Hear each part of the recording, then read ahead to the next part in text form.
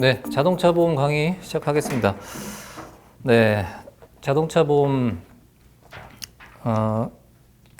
오후 강의인데 자동차 보험은 올해 시험을 보면 올해 시험에 당락을 좌우한 과목이 됐습니다. 대부분이 점수들이 안 좋아서 합격자들도 우리 학원 수강생들 중에도 연구하락해서 합격한 친구들이 많고 점수가 높은 분들이 거의 없어요. 거의 40점대, 50점대 초반. 예, 그게 다입니다. 그러면 과락이 정말 많았다는 거예요. 그러면 자동차 보험이 발목을 잡은 과목이 됐는데 문제를 보면 문제가 아주 쉬웠어요.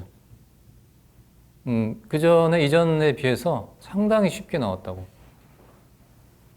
왜 그런데 점수가 이렇게 짜게 나왔을까? 책임근제 의학이론을 점수를 너무 많이 두다 보니까 평균을 낮추기 위해서 점수를 적게 줬다? 그렇게 보긴 좀 무리예요. 제가 봤을 때는 전체적으로 다 오답을 많이 쓰신 것 같아요. 전체적으로. 그게 1번 문제. 1번 문제 제가 설명회 때 설명을 드렸습니다. 대인배상 원보험금 산정하는데 모든 강사분들이 대인배상 원은 앞서 제가 책임보험 강의를 했었죠. 자배법에 따른 의무보험이에요. 자, 대인배상 원은 우리 이제 자배법에 대인배상 원보험금 산정 기준은 사망, 부상, 후유장애로 구분해서 특칙이 있어요. 거기 어떤 특칙이 있냐면 사망보험금은 사망하면 최소 2천만 원을 지급한다. 그리고 자배법에 진료수가 있습니다. 진료비 지불 보증 제도가 있어요. 치료비는 자배법은 부상 등급이 있어요.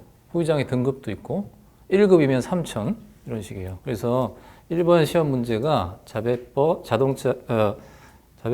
부상 1급이었어요. 그럼 한도가 3천입니다. 아까 앞서 한도 봤었죠? 의무보험은 한도가 있단 말이에요. 그런데 그 한도가 사망, 부상, 후유장애로 구분이 돼 있어요. 사망, 부상, 후유장애. 그래서 사망보험금, 사망보험금대로, 부상보험금, 부상보험금대로, 후유장애, 후유장애대로. 그러면 부상보험금에 대해서는 자배법에 치료비 지불 보증이 있어요. 과실상계 후 금액이 치료비에 미달하면 치료비는 한도 내에서 전액 준다. 이런 내용이 있어요. 결론적으로 치료비가 3,500이었는데 대인배상 원에서 부상보험을 산정했던 2천만 원이에요. 그러면 한도가 3천이면 3천을 줘야 돼요. 부상보험만 별개로. 후유장 이런 거 따르고. 근데 다들 2천을 산정했어. 그건 자배법에 있고 약관에 있는 내용이고 대부분 판례도 있는 내용이에요. 빼도 박도 못해요. 다 틀렸어요. 다 틀렸다고. 자, 출제자는 매년 대인배상 원보험금 산정하라는 문제를 내요. 과거에는 책임론만 나왔어요. 지금은 손해론이 같이 나와요. 보험금 산정. 기초인데 기초에서 틀려버리면 대인배상 원보험금 산정하라고 나왔는데 결론적으로 대인배상 원만 담보되는데 부상보험금이 3천이고 그리고 후유장애인가요? 후유장애인가 사망인가 하여튼 후유장일 거예요. 그게 3천에서 총 6천만 원이 대인배상 원에서 나간다. 이렇게 답을 했어요, 저는. 근데 모든 강사분들이 부상보험금 2천, 나머지 3천에서 5천만 원을 했다. 여러분, 자동차 보험은 약관 숙지하셔야 됩니다. 강의하시는 분도 약관을 안 보고, 약관을 안 보진 않겠죠. 외면하고, 자배법도 외면하고, 대부분 판례도 외면해요. 그리고 가르쳐요. 그런데 문제는 자동차 보험만 수십 년 동안 했다. 우리 수험생들은 다수결의 원칙에 따라서 믿어요. 유명 강사분이 그렇게 했는데 내가 그렇게 썼을 때 채점한테 불이익을 얻겠어? 그런 생각들 한다고. 응? 불이익을 줄 것 같습니까? 안 줄 것 같습니까? 여러분, 아무리 어떤 강사가 하더라도 약관, 법, 판례를 위배해서 답 안 쓰면 시험에서 안 통합니다. 틀린 거예요. 자, 이거 맞다고 하시는 분 저한테 얼마나 반박을 하시라고 하세요. 하시라고. 제가 설명드렸지만 자배법, 자동차보험 약관, 대법원 판례. 자, 거기서 뭘 반박할 거예요? 뭘? 그리고 출제자분은 그 내용을 잘 알아요. 항상 대인배상 원보험금 산정하도록 문제를 내요. 우리 실무에서는 대인배상 원보험금 산정하라는 경우 별로 없다고. 왜? 올해 교통사고 처리 특례법 나왔죠? 자, 이 교특법은 형사처벌을 종합보험을 가입하면, 무한보험을 가입하면 형사처벌을 배제를 시켜주는 특별법이라고. 그렇죠? 그러니 누구나 다 종합보험을 가입하죠, 무한. 실무에서는 대인배상 원, 투 함께 처리하잖아요. 그래서 치료비는 100% 지불 보증이에요, 그냥. 100%. 실무에서 관행적으로 그렇게 해버려. 왜? 대인배상 원, 투 따로 산정할 필요 없죠. 문제는 대인배상 원 따로 산정하면 그와 같이 대인배상 원 보험금 자체가 더 많을 수가 있다고요. 원래 부상보험금은 과실 뺐더니 2천인데 부상보험금 자체에 3천을 받을 수 있는 거예요. 근데 그걸 간과하고 넘어가 버려요. 그래서 결론적으로 전체 산정한 금액이 5천인데 예? 과실 상계 후 금액이 5천이에요. 치료비는 3,500 나왔어. 그러면 치료비보다 과실 상계한 금액이 치료비에 미달하지 않죠. 대인배상 2 기준이라고. 대인배상 1을 배제해버리니까 그 치료비 전액 보상은 없어져 버린 거예요. 그게 실무에서 그러는데, 자, 피해자들은 몰라요. 사실은 6천을 받을 수 있는데 피해자들은 몰라서 못 받는 거예요. 알겠습니까? 자, 보험회사 자동차 보상 직원들은 합의해요. 합의라고. 실무에서 알아서 막 찾아서 주고 이러지 않아요. 피해자들이 모르니까. 그런 거 아는, 교통사고 평생 한 번 날 텐데 잘 알겠어요? 모르죠. 그런 식으로 처리를 한단 말이죠. 자, 그러면 실무를 오래 하시다 보니까 이제 그런 것들이 이제 관행화돼서 그렇게 하고 있다 이거죠. 자, 그러니까 그게 답이다? 이게 통합니까? 시험에서? 통합니까? 안 통해요, 여러분. 자, 자기가 듣는 강사를 믿고 따르는 것도 중요하지만 여러분들 수험생 입장에서 아닌 건 걸을 수 있는 지혜가 필요하다고. 아닌 건 아니에요. 약관, 법, 대법원 판례에 있는 내용을 위배해서 답안을 작성했는데 모범답을 올렸다고. 그걸 믿습니까? 아무도 비판 안 해요. 저는 그 문제를 모의고사 때 매주 다뤘어요. 매주. 거의 매주. 단 한 번도 안 빼고. 계산 문제를 항상 같이 출제를 했거든요. 대인배상 원 따로따로 계산하게. 항상. 그렇게 해야 돼요. 왜? 책임보험 시간 했죠. 대인배상 원, 의무보험은 다른 보험이라고요. 이거는 자배법에 따라서 만든 보험이고, 임의적으로 가입한, 자, 의무보험 가지고는 내가 부족해. 위험관리에 부족하죠. 그래서 임의적으로 무한보험을 가입했다 했을 때는 어디까지나 의무보험 초과 손해만 담보하는 거죠. 이게 종합보험 가입했다고 해서 대인배상 원 보험금이 원래 법에 따라서 보장이 되어 있는 보험금이 줄어들 수는 없는 거예요. 알겠습니까? 특별법에 따른 특칙은 예를 들어 사망보험금 산정할 때 이 사람이 나이가 많고 어떻게 하다 보니 과실이 90%예요. 위자료도 얼마 안 돼. 산정해 보니 1,000만 원밖에 안 돼요. 그런데 2천만 원 줘야 되는 거죠. 그렇죠? 그거랑 다른 게 뭐가 있습니까? 부상보험금도 치료비 전액 보상 한도 내에서 3,500이 발생했으니 산정했더니 과실 50% 했더니 50%인가 했던 30%인가 했더니 2천밖에 안 돼. 그런데 원래 한도 내에서 전액 주게 돼 있죠? 3천이 지급이 돼야 된다는 거지. 자, 그런 부분이 공통적으로 다 틀려버리니 점수가 안 나오는 거예요. 자, 자동차 보험 강사분들 다 훌륭하신데 여러분들이 걸을 건 걸러야 돼요. 아닌 건 아니에요. 제가 이제 자동차 보험 4년째 강의를 하고 있는데 2005년도 시험 문제에 대해서 그 당시 제가 강의 안 했습니다. 도급 계약이었는데 건설기계가 처음으로 나왔어요. 자동차 중에 건설기계 관리법상 건설기계도 자동차에 포함이 돼서 자동차 보험에 해당이 됩니다. 영업용 자동차 보험이죠. 그동안 도로에서 발생하는 자동차 사고만 시험 문제 나왔다가 그 해에 처음으로 건설 기계가 현장에서 작업 중 사고. 그것도 자동차 운행입니다. 그래서 처음으로 나왔는데 그 계약 형식이 도급 계약 형식으로 나왔다고 해서 도급에는 책임이 없다. 아까 책임보험에서 배웠죠. 그걸 적용하는 거예요.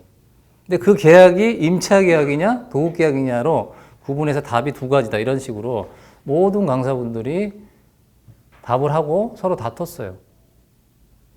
그걸 보고 여러분 자동차 보험 강사를 믿습니까? 강사분들은? 믿어야 돼요. 그렇지만 걸을 건 걸을 줄 알아야 된다고. 내가 배우죠? 그렇죠? 학습을 하죠? 약관도 보고 아닌 건 아닌 거지. 아닌 건 걸을 줄 알아야 돼요. 그래서 말도 안 된다. 아까 뭐라 그랬어요? 도급인 책임은 주의적 조항이라고 그랬죠?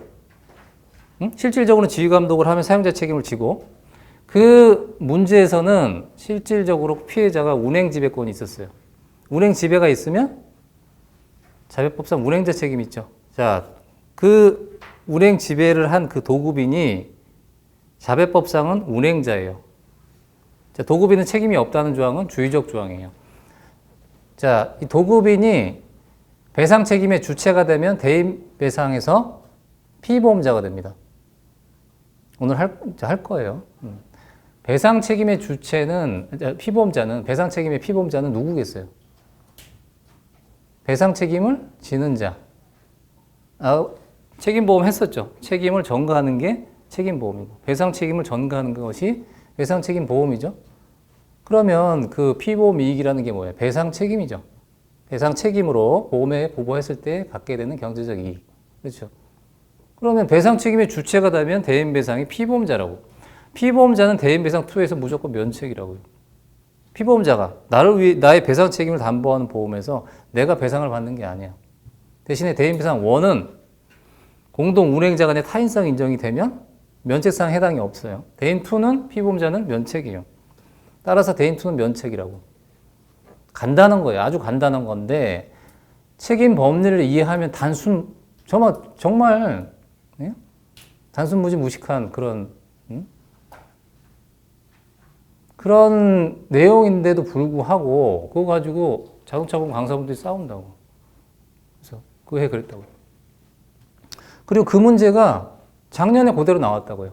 어떻게? 예전에 똑같은 내용인데 임차 계약으로 바꿔.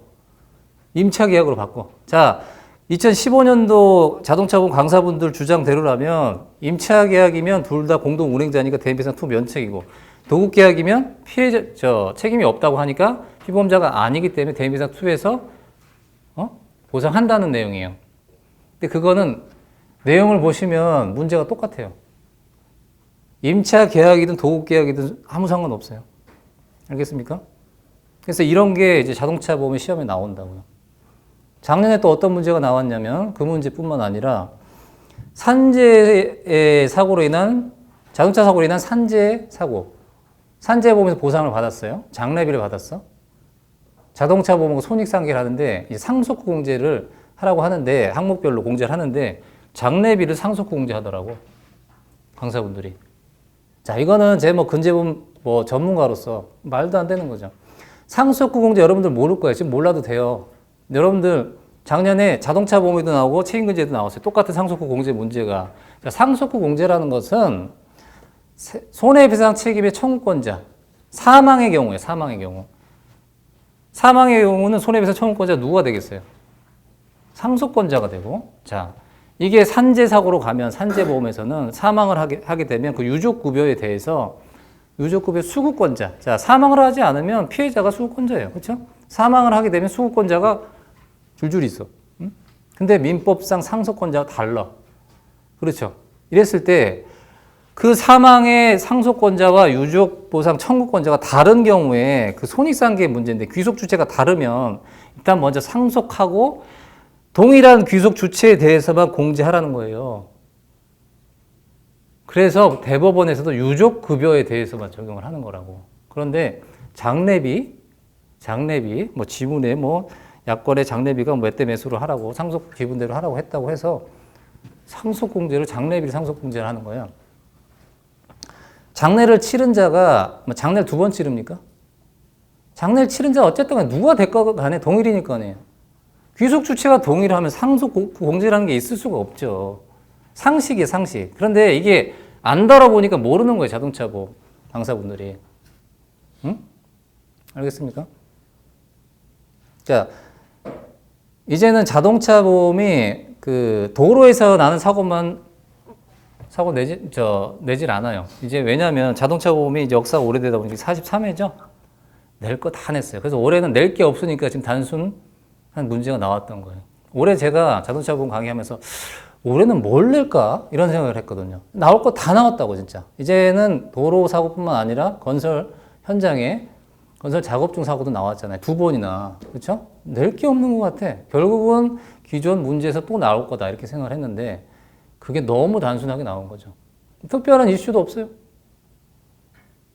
또 역시 대인배상 원보험금 산정하라고 나왔다고. 근데 역시 다 같이 틀리는 거지. 자, 채점이라는 것이 그냥 다른 과목 때문에 영향을 받아서 그냥 짜게 줬다? 자, 책임근제보험이 오류 문제가 나오다 보니까 후하게 줬다? 근데 이게 평균을 좀 맞추기 위해서 52점으로 맞추기 위해서 짜게 줬다? 그게 아니에요. 이게 아니라고. 약간의 영향은 있을 수 있어도 뭐 채점을 그런 식으로 해버리면 과락 나는 사람은 얼마나 억울하겠어요. 안 그래요? 과락 많이 났을 거예요. 자동차 보험에서. 자, 수험생 여러분들 선택권 있죠? 강사분들 많죠? 네. 잘 현명하게 걸을 건 걸을 줄 알아야 돼요. 또 그런 그리고 자동차 보험의 대인배상 원보험금은 또 산정하라고 나와요. 올해도 내년에도 나올 거라고. 항상 나온다고. 또 그렇게 산정하십시오. 또 예? 믿고. 자, 제가 조금 신랄하게 비판을 했는데 아닌 건 아니니까 이렇게 확실하니까 여러분들한테 말씀드리겠죠. 공개적으로. 자, 그런 부분이 있다는 걸 아시고 자동차 보험은 교재를 보시면 교재가 올해는 교재 내용이 중요한 게 하나 이제 교재 수록이 됐는데 제가 이제 표로서 저는 사례 문제를 분석을 합니다. 사례 문제 분석 테이블을 저만의 기법인데 여러분들 이 교재 보시면 뒤에 기출 문제 있습니다. 이게 그동안 출제됐던 모든 기출 문제, 사례 문제를 다 넣었어요, 여기다. 다른 교재와 다르게 저는 사례 문제를 다 이렇게 수록을 해서 거기 문제 하나를 보시면 문제 이제 답안에서 사례 문제 분석 테이블을 제가 해놨죠. 아무 문제는 하나 열어보세요. 네, 사례 문제 분석 테이블 있죠? 자, 이거 하나로 끝나는 거예요. 자동차 보험은 제가 배울 때도 제가 2003년도에 합격을 했다고 그랬죠. 역사적으로 자동차 보험 이렇게 그림을 그립니다. 말은 뭐 보험자, 배상 책임의 주체, 그리고 피해자. 그림을 그려서 거기다 이렇게 책임 여부를 그리고 그걸 다시 이제 논술을 하는데 문제는 그렇게 하면은 뭐가 빠졌는지 특히 피해자가 많아버리면 골치 아파요. 요즘은 다행히도 피해자 별로 없어서 괜찮겠지만 과거 문제 보면 피해자가 막 4-5명 이렇게 막 나오는 경우가 많다고. 피보험자도 엄청 많고. 그런 건 절대 그런 식으로 풀면 큰일 납니다. 그래서 저는 그냥 이 테이블 하나로 끝나는데 먼저 가로 세로로 해서 배상 행위자 피해자 이게 법적 책임을 가리는 거예요. 일단 1단계로 범사 책임이 있어야 그 다음 보험사 보상 책임 있겠죠. 그 다음에 그 행위자가 피보험자가 돼야 피보험자 보험자 간의 보험 관계를 따져요. 그렇죠. 1단계 2단계 구분해서 책임론과 범상 책임 보험사 보상 책임 이 자체가 논리입니다. 그래서 이 테이블 안에서는 내가 뭐를 놓칠 수가 없어요. 내가 만약에 뭘 누락을 했다. 바로 보입니다. 그리고 이거 자체가 논리예요. 범상 책임, 피보험자 해당 여부, 보험자의 보상 책임, 그렇죠? 그래서 시험은 90분 동안 풀어야 되는데 사례 문제를 언제 그림 그리고 언제 그걸 또 논리로 풀었습니까? 이거를 사례 문제가 중요한데 사례 문제에 틀려버리면 자동차 보험 답 없어요. 비중이 45% 정도밖에 안 돼도 거기서 당락이 좌우되니까 그렇기 때문에 사례 문제를 완벽하게 풀 수 있도록 제가 개발한 거예요. 어느 누구도 이런 기법을 안 쓰고 저는 그림 안 그립니다. 뭐 요즘은 심지어 책에 자동차도 그려서 나오던데 그림을 왜 그립니까, 여러분? 그렇죠? 이 테이블 하나, 테이블 자체가 논리이기 때문에 그대로 하나하나 1단계, 2단계 해서 풀어 쓰면 돼요. 그렇기 때문에 요 사례 분석 테이블은 제가 4년 전부터 계속 문제풀이반 때 사용을 했던 표인데 요번에는 제가 책에 친절하게 수록을 했습니다. 강의용이었는데 그러니까 책의 완성도를 높인 거죠. 이 책만 보면서도 이론과 이 사례 문제풀이 할 수 있습니다. 그리고 이 사례 문제 기존의 기출 문제 내에서 출제가 돼요. 이제 더 이상 나올 게 없어. 기출 문제 풀어보면 끝이에요. 거기를 벗어날 수가 없어요, 지금. 기출 문제만 완벽하게 보면은 다 해결돼요. 다 해결돼. 자, 그래서 자동차 보험은 이제 뭐 책임 문제처럼 교재 위주로 학습을 하기 때문에 올해는 이 신강 교재가 없으면 강의 좀 따라오기 어려울 거예요. 왜냐하면 이 테이블을 제가 그리지 않거든요, 이제. 그전에 다 그려서 했는데 지금은 책을 보면서 할 거니까 교재는 꼭 구입을 하셔야 됩니다. 인터넷 강의 들으시는 분도 강의 꼭 교재를 꼭 구입하셔야 된다는 말씀 미리 드리고, 자, 오프닝은 이 정도 하고요. 자동차 보험도 PPT로 해서 정리해서 강의를 시작하도록 하겠습니다. 네. 자, 네, 자동차 보험 강의 시작하겠습니다. 자, 자동차 보험 책 편제를 보시면 역시 법리부터 들어가죠. 자동차의 책임 법리는 자배법입니다. 그리고 이제 운전자가 있죠. 민법이 적용되기도 하죠. 그래서 이 자동차 보험은 자배법부터 공부해야 돼요. 민법은 이제 자배법상 운행자가 아닌 운전자에 대해서만 적용되기 때문에 우리 책임보험에서 앞서 본 민법 750조 있죠? 가장 기본. 그 부분을 학습하는 것이기 때문에 물론 공작물 책임도 있을 수 있지만 그런 거는 우리가 학습할 필요 없어요. 그 정도까지는. 뭐 차량에 화재가 발생해서 그 자동차 하자로 사고 나는 경우 그런 사례를 낼 수 있을까요? 내려면 낼 수 있죠. 그렇죠? 그럼 공작물 책임이 들어갈 수 있겠죠. 운행과 무관하게. 근데 그런 문제까지는 우리가 굳이 거기까지 갈 필요는 없다. 그렇다면 결국 민법 750조밖에 없으니까 이걸 민법부터 공부하는 건 필요 없어요. 민법에서 이 책임의 소멸 부분이 있어요. 책임의 소멸. 뭐 합의라든지 그 부분은 이제 처음부터 공부하면 이상하죠. 뭐 상속권자라든지 뭐 혼동이라든지 이런 부분은 뒤에서 공부할 거고. 그러니까 자배법부터 해야 돼요. 자배법이 다고 사용자 책임이 결국 확장 내지 집중화돼서 자동차 사고에 집중화돼서 자배법 3조라는 게 생겼지만 결국 우리 신체 쪽은 민법 756조가 적용이 안 된다 그랬어요. 법적 경합관계니까 배척이 된다 그랬죠. 대물에서 적용되는 거죠. 따라서 자배법으로 공부하면 됩니다. 자배법부터. 그리고 거기에 따른 우리 배상책임보험, 대인배상 1, 2 그리고 상해보험, 무보험차 상해, 자기신체 사고, 자기손해입니다. 그리고 이제 자동차 보험에서 면책손해가 중요하고요. 물론 피보험자도 이 보험을 학습하면서 보게 되고, 그리고 이제 특별약관이 있습니다. 가족운전자 한정 특약이라든지 타차 특약 같은 거. 그리고 이제 일반사항 있고, 그리고 이제 신체 손해 사정, 배상 책임 파트하고, 그리고 약관의 지급 기준, 자기 손해까지 포함해서 요 편제가 이렇게 되어 있습니다. 자, 먼저 자동차 보험을 먼저 이해를 해야 되겠죠. 자동차 보험 중에서 책임보험이 대인배상 1, 2 그렇죠? 우리는 그것만 하면 돼요. 대물배상 할 필요 없고, 자기 손해라는 것은 자기 신체 사고나 무보험차 상해, 그리고 자기 차량이죠. 역시 자기 차량 할 필요 없고, 우린 네 가지만 보면 됩니다. 대인배상 1, 2, 무보험차 상해, 자기 신체 사고. 그러면 일단 보험이라는 것은 피보험자 관계죠. 그래서 피보험자의 책임을 전가한다 그랬죠. 그런데 자동차 보험에서 기본인 대인배상 원투, 배상책임보험은 결과적으로 우리 책임보험처럼, 앞서 본 책임보험처럼 제3자, 이 서드 파티가 있어야 된다 그랬죠. 그러면 이 제3자에 대한 가해자 내지 행위자의 법률상 책임을 보험으로 전가하는 거예요. 그러면 이 배상 책임, 대인배상 원투의 피보험자는 누가 되겠어요? 자동차 사고의 가해자 내지는 행위자인데 이게 자동차 사고에서 운전자와 운행자가 되는 거예요.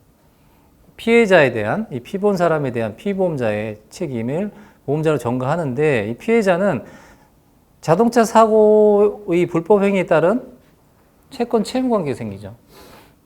불특정 타인이에요. 제3자예요. 그런데 자동차 사고로 인해서 채권 채무 관계가 생겨. 얘는 채권자가 되고 채무자가 되고 그 채권에 대한 손해배상 청구권이 민법에 손해배상 청구를 하게 되고 그리고 자유법상 이 내용은 뒤에서 보겠습니다. 어쨌든 민법상 손해배상 청구권이 생기고 그 손해배상 청구권을 보험자로 전가하는 거죠. 그러면 청구하게 된 보험금 청구권이 생깁니다. 보험 계약에 따라서. 그런데 여기서 내가 관여할 필요 없이 그냥 피해자가 직접 청구할 수 있도록 자 보험으로 전가했으니까 내 책임을 얘한테 얘한테 전가했으니까 니들이 알아서 해라. 그렇죠. 이 둘 간에 실질적으로는 해결을 하는 거죠. 상법상 직접 청구권 있는 거죠. 자, 그러면 1단계로 우리가 오늘은 이 1단계를 학습할 거예요. 오늘은 1단계만. 이 둘 간에 이 가해자 내지 행위자, 즉 운전자, 운행자, 주로 운행자를 보겠죠. 이 운행자와 피해자 간의 법률상 책임 관계를 먼저 이해를 해야 돼요. 그렇죠? 법적 책임은 자배법 제3조 운행자 책임입니다. 자동차 사고에 대해서. 운행자 책임. 그리고 민법상 일반 불법행위 책임이 운전자에게 적용돼요. 운전자. 운행자, 운전자의 개념 뒤에서 보겠습니다. 그리고 역시 사용자 책임도 있죠. 자, 이 운전자를 지휘감독을 했다. 행위자가 되겠죠. 직접 차량을 운전하지 않았어요. 그럼에도 불구하고 지휘감독을 했기 때문에 사용자 책임이 있는데 이 사용자 책임을 자동차 보험의 특별법으로, 민법의 특별법으로 자배법에 규정하고 있는 것이 자배법 3조입니다. 그래서 우리가 대인사고에 대해서는 이게 적용이 안 돼요. 이게 특별법이잖아요. 그렇죠? 그래서 이 앞서 우리 책임보험은 사용자 책임을 아주 가장 중요한 법조항이니까 자세하게 공부했지만 우리는 사용자 책임을 따로 공부할 필요가 없어요. 이게 결국 운행자 책임이에요. 그런데 이게 대인사고가 아니라 대물사고다. 그러면 운행자 자율법이 적용이 안 되죠. 그냥 의무적으로 2천만 원 가입하는 것만 적용되지 법적 책임은 없어요. 자배법상 책임은 없다고. 그런 경우 우리는 차량이 아니죠. 차량 대물은 이걸 보는 거예요. 사용자 책임. 알겠습니까? 자, 오늘은 이거 1단계 법률상 책임을 학습할 거예요. 이것만. 자, 그 다음에 이제 보험으로 가죠. 보험으로 전가할 때 보험자의 보상 책임은 자, 법률상 책임이 있으면 다 보상하느냐?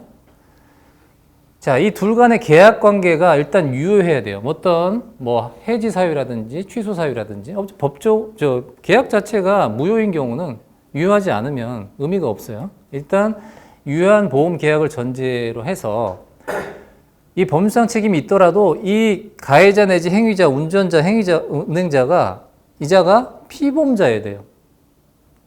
피보험자 해당이 되지 않으면 보험자는 보상 책임을 질 리가 없겠죠. 자, 이 피보험자 해당 여부가 중요해요. 왜냐하면 자동차 사고에서 이 법적 책임을 지는 자는 가해자, 행위자, 자동차 사고는 피보험자 범위를 이렇게 확대시켜 놨어요. 예를 들어서 제가 앞에 계신 분들한테 여기 계신 분 전부 제 차를 운행할 수 있도록 허락을 해주면 여기 계신 분들 전부 다 피보험자예요. 응? 오늘 제 차 이용하고 싶으신 분 하루 빌려드릴 수 있는데 자, 이와 같이 피보험자가 넓다 보니까 이게 여기 계신 분 말고 누가 제 허락을 안 받은 사람이 제 차를 가져갔어요. 근데 사고를 냈어. 법률상 책임이 있죠? 이자는 피보험자가 아니에요. 자, 피보험자는 자동차 보험은 좀 독특한 게 책임보험은 애초에 피보험자가 정해져 있어.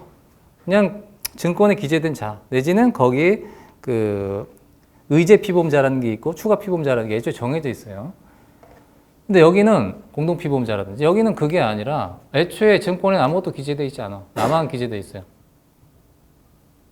그런데 내 가족이 운행할 수도 있고요. 우리 직원이 운행할 수도 있고요. 응? 한번 뭐 나랑 알지 못한 사람이 무단 운전을 했어. 에? 그래도 책임질 가능성이 높아요. 내가 차량에 열쇠를 거기 꼽아놓고 왔네? 누가 그걸 운전했어. 절취운전한 거야. 도둑놈이 내 차가 외제차인데 좋으니까 차량에 열쇠가 꽂혀 있어. 가지고 가 운전해서 사고를 냈어요. 나는 책임이 있을까요? 없을까요? 있어요. 근데 그자는 피보험자에 아니에요. 아니죠. 그렇죠. 그런데 그자에 대해서는 책임을 안 지는데 문제는 이 운행자가 책임이 있으니까 결국 보험에서 보상을 해요. 피보험자 여럿이다 보니 그 중에 한 놈만 피보험자면 되는 거예요. 피해자는. 이 자동차 보험의 특징이라고. 그래서 만약에 내가 열쇠 관리를 잘했어. 그런데 참 기술 좋은 놈이 내 차를 훔쳐서 사고를 냈어. 자, 그런 경우 어떻게 될까요? 아무도 피보험자가 아니죠. 나는 그 차량에 대해서 운행 지배권이 없어요. 이건 어쩔 수 없는 거야. 자, 이런 경우는 보상이 안 되는 거죠. 그럼 피보험자 해당이 돼야 된다는 거. 내가 운행자는, 자, 김영 피보험자는 무조건 운행자예요. 소유자는? 운행자라고. 운행자입니까? 아닙니까? 아까 그 절취운전일 경우는 운행자가 아닌 거지. 아주 예외적으로. 그렇죠? 웬만하면 다 운행자인데 내가 도난을 당했다. 열쇠 관리도 잘 했는데. 그런 경우. 예외는 다 소유자는 운행자가 되는 거고. 그 다음에 면책 사유가 존재하지 않아야 되겠죠? 자동차 보험 면책 사유들이 많이 있습니다. 그리고 특약을 위반했다. 제가 가족 운전자 한정 특약을 가입했다. 가족 이해자가 운전했다. 역시 특약 위반이죠. 자, 이럴 경우에는 대인배상 원은 해당 없어요. 대인배상 원은 특약 위반과 관계 없어요. 의무보험이니까. 대인배상 원 외, 대인2, 무상자손 이런 것들은 안 돼요. 그리고 자동차 사고 자체가 피보험 자동차 사고여야 되는 거죠. 내 차 말고 다른 차 가지고 사고를 냈는데 내 차의 보험을 보상을 해줘요? 말도 안 되겠죠. 그렇죠? 뭐 복잡하게 해놨는데 알고 봤더니 내 차도 아닌데 막 따지고 있어. 내 차 가지고 내 자동차를 가지고 매개로 보험계약을 했는데 남의 차 가지고 운행하고 나서 이 보험계약에서 보상해달라는 말이 안 되겠죠. 그런데 우리 담보 내용 중에 무보험 자동차 상해라는 게 있어요. 무보험 자동차 상해는 내 차 가지고 안 돼요. 내 차 말고 무보험 자동차, 피보험 자동차, 내 차가 아닌 무보험 자동차. 무보험 자동차는 보험을 가입하지 않았거나 뺑소니 내지는 대인배상 1만 가입했거나 대인배상 2도 가입했는데 무한을 가입하지 않아서 손해보다 더 작다. 자, 이거 다 무보험차예요. 그러면 남의 차 가지고 남의 차에 의해서 내가 상해를 입었어요? 내가 상해를 입었을 때, 무보험 자동차 상해를 입었을 때 내 손해가 100% 전보가 안 되면 무보험 자동차예요? 내 보험으로 보상해줘요. 자기 손해로. 그리고 구상권을 행사하는 거예요. 그 경우는 피보험 자동차 내 차로 사고 나면 안 되고 남의 차, 무보험 자동차의 사고가 발생을 해야 돼요. 즉 보상 책임 요건이 자 보험은 보험기간제 보험사고가 발생해야 보험자는 보상 책임이 있습니다. 그 보험사고가 무보험 자동차는 피보험 자동차 사고가 아닌 다른 무보험 자동차여야 됩니다. 그래서 사고가 보험 사고에 해당이 돼야 된다는 거. 자, 이와 같이 이 3면 관계를 보고 범주상 책임, 보험자 보상 책임을 가려서 대인배상 1, 2는 배상 책임 담보로 1단계, 2단계가 통과가 돼야 돼요. 그리고 자기 손해는 무상 자손만 보면 돼요, 우리는. 자, 이 경우는 요 둘 간에만 보면 돼요. 둘 간에. 자, 무보험 자동차 상해에서 그 보험금을 받는 자는 누가 될까요? 얘예요? 나야, 나. 피보험자. 즉, 자기 상해 담보라고. 무보험 자동차에서 내가 내 피보험, 내 자동차를 매개로 보험을 가입했어요.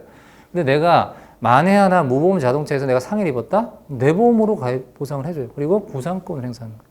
그러니까 자기 손해를 담보하는 보험이다. 이거는 이 제3자하고 관계 없어요. 내가 보상을 받는 건데. 이 둘 간의 관계. 그래서 일반적인 보험 있죠? 생명보험이 됐든 뭐 상해보험이 됐든 배상 책임 보험만이 이 제3자, 서드 파티가 있는데 자동차 보험은 그 중에 이 자기 손해, 이 상해보험도 있다. 그 경우는 이 둘 관계만 보면 돼요. 알겠죠? 자, 이 그림 잘 이해를 하시고 오늘은 여기를 배울 거예요. 여기 요것만 책임관계, 법적 책임관계만 배울 겁니다. 자, 이런 거는 이제 나중에 시간 되면 하도록 하고 첫 시간이니까 자, 이 테이블은 제가 교재에 다 이제 기출문제 수록을 했다 그랬죠. 자, 이 테이블은 오늘 이걸 학습하겠다는 게 아니에요. 자, 이 테이블을 이해하게 되면 이게 사례 문제가 됐던 우리가 이 이론을 이해하더라도 이 테이블 하나로 학습이 다 돼요. 그러니까 학습을 많이 하는 게 중요한 게 아니라 그걸 내 걸로 만드는 게 중요하죠. 정리하는 게 중요한데 특히나 자동차 보험이 그래요. 자동차 보험은 정말로 이 법리와 그리고 약관 있죠. 이거를 내 걸로 잘 연계해서 내 걸로 정리를 해야 돼요. 어떠한 방식이 됐든 뭐 그림을 그려도 상관없어요. 그런데 정리가 안 되면은 왜냐? 이게 다 연결고리이기 때문에 이 연결고리를 내가 정리를 하지 않으면 항상 헷갈려요. 자동차 보험이. 이게 특징이라고. 자동차 보험 논리적으로 학습하면 정말 재밌는 과목이에요. 제가 강의를 해봐도 자동차 보험이 훨씬 재밌거든요. 책임근제보험보다. 예. 재미없어요. 자동차 보험이 재미 들이면 정말 우리 수험생들 제 제자들 보면 정말 최애 과목으로 여성분들도 재밌어요. 이렇게. 저도 이제 2003년도에 3종 대인을 합격했는데 정말 재밌게 공부했거든요. 자동차 보험 재밌어요. 그래서 이 내용을 보면 이 테이블은 여러분들 지금 뭐 100% 이해할 필요는 없고요. 잘 여기서 이 테이블을 보면 여기 보면 행위자, 피해자 있죠? 사례 문제에서 출연한 자를 다 나래비를 세우는 거예요. 뭐 A, B, C, D 있고 그런데 이 A, B, C, D가 또 피해자예요. 여기 보시면 위에 행위자의 A, B, C, D인데 이 B가 피해를 입었고 C도 피해를 입었고 D도 피해를 입었어요. 자, 희한하죠? 배상 책임이 주체가 되면서도 또 피해자가 돼. 자동차 보면 그래서 독특한 거예요. 책임보험은 그냥 피해자, 가해자가 정해져 있잖아. 근데 이거는 상해보험도 있다 보니까. 그리고 둘이 피보험자인데 둘이 서로 또 책임을 진대. 그러니까 이거를 그림을 그려서 헷갈리게 할 필요 없이 그냥 지문에 나와 있는 그 출연한 자를 다 나래비를 세우는 거예요. 이건 누가 못하는 사람이 누가 있겠어요. 어쨌든 간에 운행한 자, 뭐 운전한 자, 다 일단 다 해놓고 피해자들은 손해를 입은 자죠. 손해를 입은 자들을 이렇게 가로 세로로 해서 이 둘 간의 이 가로 세로 행위자와 피해자 간의 법적 책임 먼저 법률상 책임을 가려야 돼요. 법률상 책임 그 1단계가 여기 보시면 1로 표현이 되어 있죠. 1. 여기서 A는 B에 대해서 자기법상 책임이 있는지 없는지 B는 자기가 자기에 대한 책임은 없어요. 자기가 자기에 대한 배상 책임 따질 게 없죠. 그런데 2단계로 자기가 자기 상해보험에서는 무상자손을 따져봐야 되겠죠. 자기 상해보험은. 이거는 1단계가 필요 없다는 거죠. 바로 2단계. 내가 피보험자이면 담보가 될 거고 그리고 무보험 자동차 사고면 담보가 될 거고 피보험 자동차 사고면 자손에서 담보될 거고 어쨌든 뭐 특이하게 뭐 예외가 있는지 없는지 그래서 1단계, 2단계 가리는데 그 중에서 이 아래 라인은 행위자와 피해자 간의 법률상 책임을 가리는데 그게 1단계라고 그랬습니다. 아까 그림에서 1단계. 1단계가 일단 X가 되면 2단계 갈 필요가 없어요. 책임 관계에 있어서는. 그렇죠? X인데 자기가 피해자죠? 이건 자기 손에 따져봐야 되겠죠. 2단계로 가야 되겠죠, 이거는. 자, 근데 얘와 얘는 다르죠? 법률상 책임 관계 없으면 그 다음은 2단계로 갈 필요가 없어요. 그렇죠? 알겠습니까? 법률상 책임이 있어야 그 다음 2단계로 가는 거예요. 2단계로 갈 때 요 라인이 피보험자 라인이에요. 이자가 피보험자가 돼야 돼요. 보면 여기는 피보험자, 김영 피보험자고 친족 피보험자인데 얘는 무단운전자로 피보험자가 아니야. 여기는 2단계로 가봐야 담보 안 되는 거지. 근데 문제는 여기서 보면 우리가 사례 문제 풀이할 때 피보험자 개별 적용, 면책사유 개별 적용이 중요합니다. 개별적으로 판단해야 돼요.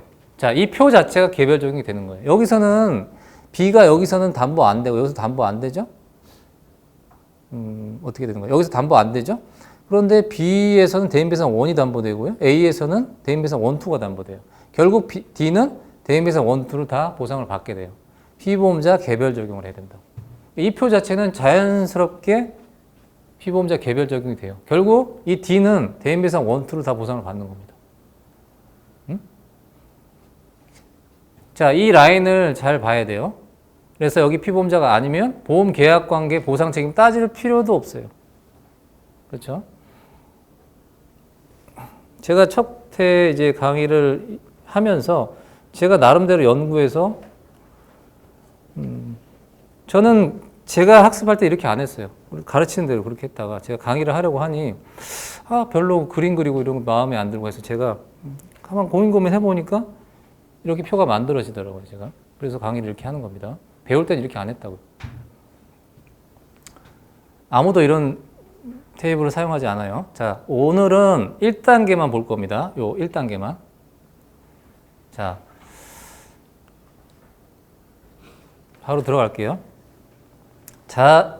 자배법상 손해배상 책임의 법리 여러분들 교재 30페이지부터 있죠. 이 자동차 보험은 어디까지나 운행자 책임, 자배법 3조 위주로 학습을 하시면 됩니다. 책임 법리는. 자, 이 자동차 손해배상 책임에서는 자배법 3조 이 법조항을 완벽하게 이해해야 되는데 책임보험 시간에 했습니다. 사용자 책임의 변형이라고 그랬어요. 그래서 자기를 위하여 자동차를 운행하는 자는 그 운행으로 다른 사람을 사망하게 하거나 부상하게 한 경우 그 손해를 배상할 책임진다. 다만 그러하지 아니하다. 면책 항변이 인정이 된다 그랬죠. 그런데 그 조건이 있어요. 교재를 보시면 31페이지에 자배법상 손해배상 책임 제3조 자동차 손해배상 책임 있죠? 그럼 단서 조항이 있어요. 다만 다음 각호 어느 하나에 해당하면 그러하지 아니하다 이렇게 돼 있죠. 그래서 승객과 승객 이외의자로 구분해서 조건부 무과실 책임주의를 적용하고 있는 겁니다. 이 자배법 3조의 이 본문 조항은 자동차 사고의 손해배상 책임의 주체와 객체, 성립 요건, 입증 책임 전환, 면책 사항을 다 규정하고 있어요. 자배법 3조에. 자, 자동차 사고의 손해배상 책임 주체는 자동차를 운행하는 자래요. 운행하는 자. 그리고 그 다른 사람이 타인입니다. 타인.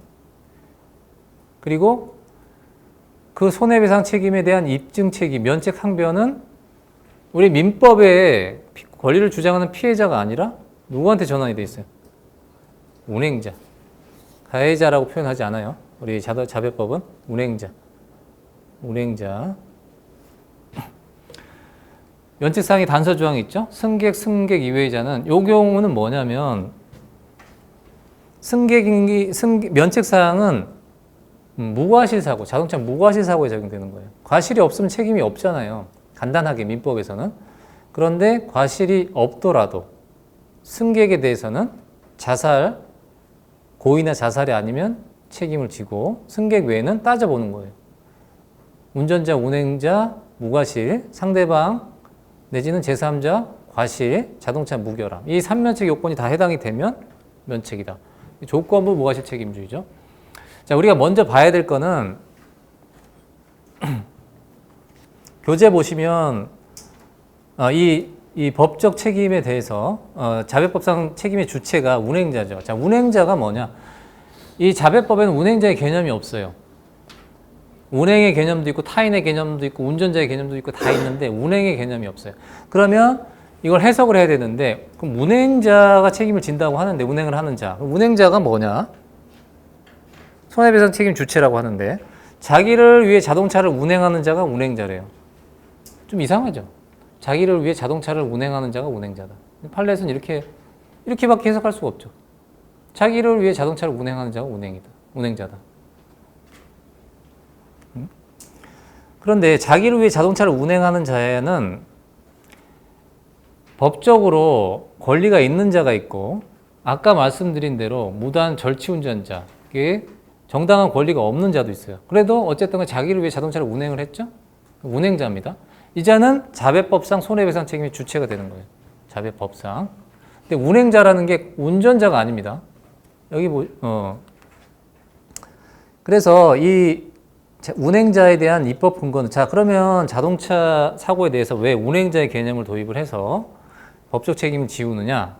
그게 자동차는 어떤 위험 책임의 원리에 따라서 그 운행 지배가 있거나 보상 책임 원리에 따라서 운행 이익이 있는 경우에 그 배상 책임의 주체로 확대를 해놓은 거죠. 피해자 보호를 위한 제도입니다. 결론적으로. 그리고 여기 보시면 다른 사람을 사망하게 하거나 부상하게 한 경우 이게 바로 손해배상 책임의 객체가 되는 거죠. 자, 그러면 이 객체는 누구냐? 자배법상 운행자가 있고 운전자가 있습니다. 용어의 정의할 때 운전자를 보겠는데 운행자와 운전자, 운전 보조자 포함해서 이외의 자는 모두 타인입니다. 자동차를 직접 운전한 자, 그리고 이 자동차에 대한 운행 지배와 운행 이익이 있는 자. 저같이 차량의 소유자는 운행자예요. 특별한 경우, 뭐 절취운전을 당했다든 이런 경우 아니면 운행자라고. 무단운전의 경우도. 저랑 인적 관계가 있는 저의 직원이 저 몰래 무단으로 차량을 운행을 했어요. 그래도 나는 운행 지배권이 있어요. 왜? 반환 가능성이 있죠. 네, 그렇기 때문에 그건 이제 할 겁니다. 근데 나는 운행자예요. 그래서 억울하잖아요. 좀 억울하죠. 그래도 할 수 없다. 왜? 자동차는 너무 많은 국민들이 사용을 하고 있고 자동차 사고가 다발하는데 제 배상 책임의 주체를 확대할 필요성이 있다. 피해자 보호를 위해서. 그래서 사회적으로 입법화 할 만하니까 이제 입법으로 이렇게 강제하고 있는 겁니다. 근데 이제 민법으로 보면 타인이라는 것은 그냥 가해 당사자, 운전자 및 민법상 손해배상 책임을 지는 자, 사용자 등을 제외한 자가 타인입니다. 이건 뭐 쉽게 이해할 수 있을 거예요. 자, 용어의 정의를 보겠는데 여러분 교재에 있습니다. 30페이지에. 자, 자배법상 운행자가 있고 운전자가 있습니다. 앞서 운행자의 개념이 추상적으로 규정이 되어 있다고 그랬죠. 추상적, 포괄적으로 규정이 되어 있습니다. 자기를 위해 자동차를 운행하는 자가 운행자라고 합니다. 그래서 자배법상 손해배상 책임이 주체인데 운행 지배와 운행 이익, 자동차에 대한 운행을 지배해서 그 이익을 향유하는 자로 책임 주체로서 지위에 있는 자다. 이렇게 하고 있습니다. 판례에서. 근데 운전자는 다른 사람을 위해 자동차를 운전하거나 운전을 보조하는 일에 종사하는 자 이렇게 규정하고 있어요. 자, 이게 무슨 의미냐? 다른 사람이라는 것은 운행자를 말하는 거예요. 타인이 아닙니다. 타인에게 위해서 운행할 이유가 없겠죠? 운행자를 위해서 자동차를 운전하거나 운전을 보조하는 일에 종사하는 자. 일에 종사하는 자. 일삼아서. 근데 일에 종사에 대해서는 판례에서 약간 해석을 좀 달리해요. 꼭 이거를 업무로서, 직업으로서 보다는 판례는 좀 확장해서 어쨌든 운행자를 위해서 운전한 자를 자배법상 운전자라고 합니다. 민법상 운전자가 아니에요. 자, 내가 내 차를 운전했어요. 나는 운행자입니까? 운전자입니까? 자배법상. 내가 내 차를 운전했다. 운전자예요? 운행자예요? 운행자예요. 왜? 나를 위해서 자동차를 운행했죠? 그렇죠? 운행자. 그런데 내가 민법상으로 내가 운전자입니까? 아닙니까? 그냥 운전자죠. 운전한 자 물리적으로 그대로 해석하면 되죠. 그런데 직원이 내가 일을 시켜서 옆에 타고 동승하고 업무로서 내가 이용을 했어요. 그 운전자는 운행자입니까? 운전자입니까? 운전자죠. 그런데 올해 시험에 나왔는데 1번 문제가 내 동료랑 같이 역시 동료 결혼식장에 같이 가면서 이 동료한테 야, 내 차 좀 운전해줘. 나랑 같이 동승해서 갔어요. 그러면 그 운전자는 운전자는 운행자입니까? 운전자입니까? 운전자예요? 자, 제가 이제 질문이 딱 그 시험 문제에 있는 질문 그대로 질문 드렸어요. 그러니까 애매한 거예요.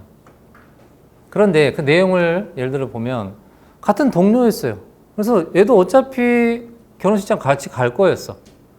네? 근데 내 차를 나 대신에 운전했어요. 얘는 자기를 위해 자동차를 운행한 거예요? 아니에요. 맞죠? 아니면 뭐 전철 타고 가야 되는데? 자기를 위해 자동차를 운행했죠? 얘는 운전했지만 운행자예요. 그렇죠? 그런데 얘는 원래 이 동료와 사이가 너무 안 좋아. 절대 결혼식장 안 가려고 그랬었어. 근데 동료라기보다도 내 직원이라고 합시다. 동료인데도 어쨌든 억지로 그냥 운전만 해주고 그냥 왔어. 그럼 어떻게 될까요? 운행자입니까? 운전자입니까? 운전자죠. 억지로 했다. 이거 일삼아서. 그러니까 동료는 그래서 운전자를 보기 어렵다고. 그래서 이번 시험 문제는 운행자로 보는 게 맞아요. 아무리 봐도 그걸 운전자로 보면 운전자는 뭐냐? 자기를 위해 자동차를 뭐 조금이라도 자기를 위해서 했다면 이게 운전자가 아니라 운행자가 돼버리는 거예요. 알겠습니까? 자율법상 손해배상 책임 주체가 돼버려요. 조금이라도 내가 운전을 한 건 맞아. 얘 요청에 의해서 한 건 맞는데 얘를 위해서도 했지만 나를 위해서도 했다? 이거는 운행자인 거지. 그러니까 이번 문제는 운행자가 맞다.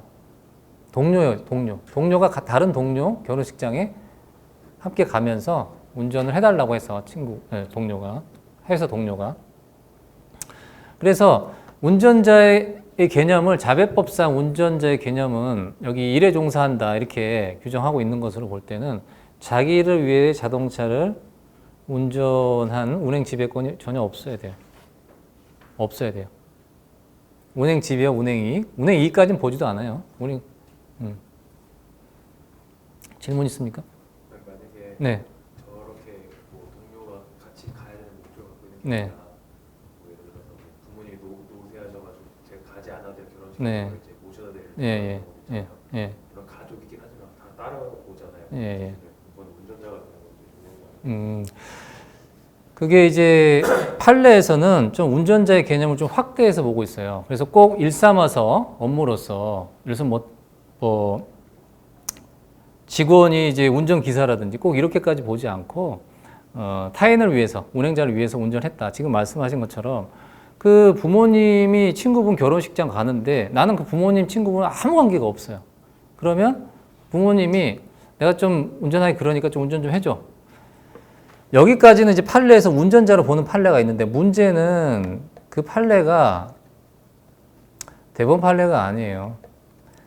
운전 피보험자로 들어가면 제가 책임문제보험 시간에 얘기했는데 피보험자로 보호되면 제3자가 아니니까 무단운전자는 제3자가 아니고 구상을 안 당하죠. 그러니까 살아남기 위해서 운전 피보험자로 소송을 해서 변호사가 잘한 거죠. 그러니까 결국 운전 피보험자가 됐는데 그게 렌트카에서 김영 피보험자의 의사에 반해서 운전 피보험자 아니라고 또 뒤집어져 버렸어. 대법원에서. 그런데 일단 하급심 판례에서도 꼭 업무로서 일하는 게 아니더라도 인정한 판례가 있긴 있어. 근데 이게 피보험자를 어쨌든 지금 승낙 피보험 자동차 보험 지금 이제 미리 질문을 하셔서 이제 보험까지 넘어가야 되는데 자동차 보험에서는 피보험자가 돼야 되는데 예를 들어서 승낙 같은 건 피보험자가 안 돼요. 하여튼 그런 게 있습니다. 김영 피보험자 승낙을 받아야 승낙 피보험자인데 승낙 피보험자는 애초에 안 되니까 방법은 제가 운전을 했죠. 운전 피보험자가 돼야만이 내가 살아남을 수 있는 거예요. 배상 책임에서. 아까 무단운전 같은 경우 개별 적용을 해서 소유자가 책임을 진다. 무단운전자에게 구상권 행사한다고 피보험자가 아니니까. 피보험자가 보호되는 거죠. 그렇죠. 구상을 당하니까 살아남기 위해서 내가 운전을 했잖아. 그래서 친구한테 야, 내가 친구 너를 위해서 운전한 거야. 이렇게 소송해서 판결을 받은 거죠. 그런데 이게 김영 피보험자 명시적 무실적 승인이 없었다고 해서 대법원에서 너 운전 피보험자 아니야 이렇게 돼버린 거예요. 그러니까 운전 피보험자의 범위를 이 자배법처럼 꼭 일에 종사하는 자 이게 업으로서 하는 것처럼 이해가 되잖아요. 일삼아서 종사하는 자니까. 그런데 그거보다는 좀 확대해서 해석하는 판례들이 있다. 그렇지만 그런 애매모호한 부분이 있지만 그런 경우에 피보험자가 된다 할 때는 그 부분은 굳이 문제 삼지 않는 이유가 판례 없는 이유가 자 그러면 그 아들은 운전 피보험자가 안 된다 했을 때 피보험자가 됩니까 안 됩니까 자동차 보험에서 승낙 피보험자가 되잖아요. 아무 문제가 없지. 이거 운전 피보험자를 따질 필요가 없는 거야. 알겠어요? 내 차를 김영 피보험자가 내 차 운전해줘 그랬죠. 아무 문제 없죠. 그럼 승낙 피보험자인데 운전 피보험자 따질 필요가 없지. 그러니까 판례에서 그런 판례가 없는 거예요. 지금 질문하신 것처럼. 무슨 말이냐면 내가 배상 책임의 주체이고 보험에서 담보된 보호되는 피보험자라면 내가 운전 피보험자 따질 필요가 없어요. 이미 승낙 피보험자니까. 운전 피보험자는 그래서 최종적으로 뭐 승낙 피보험자도 안 되고 뭣도 안 되고 했을 때 운전 피보험자로 이렇게 소송을 해서 살아남기 위해서 했던 건데 하급해서 그랬다가 대법에서 또 아니다 이렇게 돼버린 거예요. 그러니까 우리는 학습을 할 때는 일단 이 법대로 해석하시는 게 좋아요. 일에 종사한 자, 업무로서. 즉, 판례에서 하급식 판례가 그렇게 있더라도 어쨌든 나한테 운행 지배권이 단 1%도 없다. 이렇게 이해하세요. 그런데 한번 생각해 보세요. 그런 사례에서 아버지 친구분 결혼식장에 나도 갈 수 있잖아. 그렇죠? 아들 소개시켜 줄 수도 있고. 그렇죠? 그러면 난 또 역시 운행 지배권이 또 있다고 할 수도 있는 거니까. 그렇죠? 좋은 질문 하셨어요. 근데 이게 보험으로 넘어가서 봐야 될 사안이에요. 이게 좀 깊이 있는 내용이라고. 그래서 사실은 이 운행자, 운전자 이런 개념을 확실하게 이해를 해야 돼요. 별거 아니지만. 자, 그다음에 운행이라는 건 뭘까? 운행이라는 것은 이 명시가 되어 있습니다. 용어의 정의에. 사람 또는 물건의 운송 여부 관계없이 자동차를 그 용법에 따라 사용하거나 관리하는 자. 그래서 용법에 따라 사용하는 관리하는 자. 그래서 대인배상 원은 자배책 보험이기 때문에 운행으로 인한 사고를 담보합니다. 자동차 보험 이제 학습하실 때 할 거예요. 운행으로 인한 사고. 그게 보험 사고예요. 자동차 운행으로 인한 사고가 담보 위험이에요. 대인배상 2는 자동차의 소유 사용 관리 중 사고예요. 이해되십니까? 왜냐하면 자동차 대인배상 1은 자배법상 책임을 담보하는 거예요. 그래서 운행자 책임을 담보해요. 운행으로 인한 사고. 대인배상 2는 자배법뿐만 아니라 민법, 국가배상법 다 적용돼요. 민법도 적용되다 보니까 자동차를 운행으로 인해서만 담보하는 게 아니라 소유사용 관리로 봐요. 소유사용 관리. 민법도 적용되는데 소유자는 당연히 운행자고, 그렇죠? 사용 관리가 있죠? 근데 자배법이 그 용법에 따라 사용 관리하는 것 이렇게 돼 있죠. 결국은 소유 사용 관리나 운행이나 똑같은 개념이에요. 같은 개념이다. 그렇게 이해하시면 됩니다.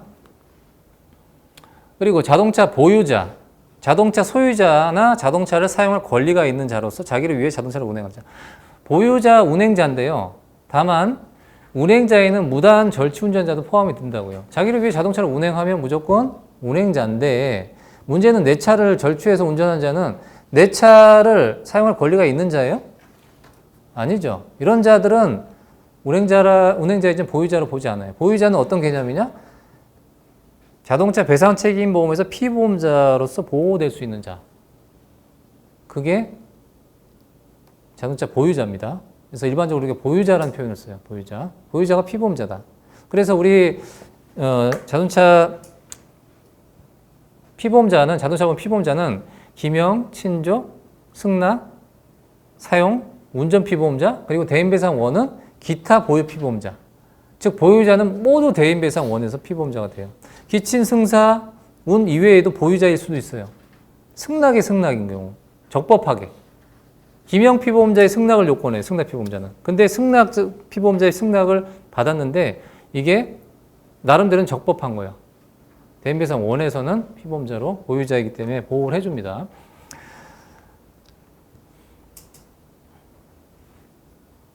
그래서 실제 아까 질문하신 것처럼 운전 피보험자 해당되는지 여부는 판례에서 별로 없어요. 왜냐하면 웬만하면 승낙 피보험자일 거고 직접 운전한 자는 민법상 책임이지만 그래도 대인배상 1에서 담보를 해주고 운전 피보험자가 문제되는 건 무단운전이라든지 어쨌든 피보험자 구상을 받는 대상이 될 수 있는 그렇죠? 승낙을 받지 않은 자라든지 이런 경우가 문제가 되는 거죠. 그래서 그런 부분은 좀 따져봐야 될 부분이니까 정답은 없어요. 무단 절취 운전자는 보유자가 아니다. 적법성이 결여되어 있어서 보험에서 피보험자로 보호해주지 않는다. 이 자는 어떻게 되느냐? 자, 무단 운전인 경우도 소유자 내지 보유자가 책임을 지게 됩니다. 운행자 책임을. 그랬을 때 보험에서 보상을 해주고 얘한테 원래 얘가 책임져야 되죠? 타인의 채무를 대신 변제한 자가 그 상환을 청구하는 권리, 구상권을 행사해서 돌려받는 거예요. 보험회사에서 구상권 행사하는 거죠. 자동차란 뭐냐? 자동차 관리법상 자동차, 승용, 승합, 화물, 특수, 이륜 자동차고 건설기계 관리법상 구종 건설기계입니다. 요게 2015년, 18년 나왔다고. 알겠습니까? 그전에는 여기까지만 나왔다가 여기 두 번 연속 나왔어요. 두 번 나왔어요. 15년, 18년. 똑같은 문제가. 자, 여러분 교재를 지금 본 겁니다. 용어의 정의. 용어의 정의는 뒤에서 해설이 또 뒤에 자세히 나와 있어요. 여기 타인. 타인은 피해자입니다. 운행자와 운전자, 운전 보조자를 제외한 자. 자배법상 손해배상 책임의 객체가 됩니다. 타인. 운행자와 운전자를 제외한 자. 타인입니다. 자, 일단 첫 시간은 여기까지 하겠습니다. 여기까지 하고 10분 정도 쉬고 하도록 하겠습니다.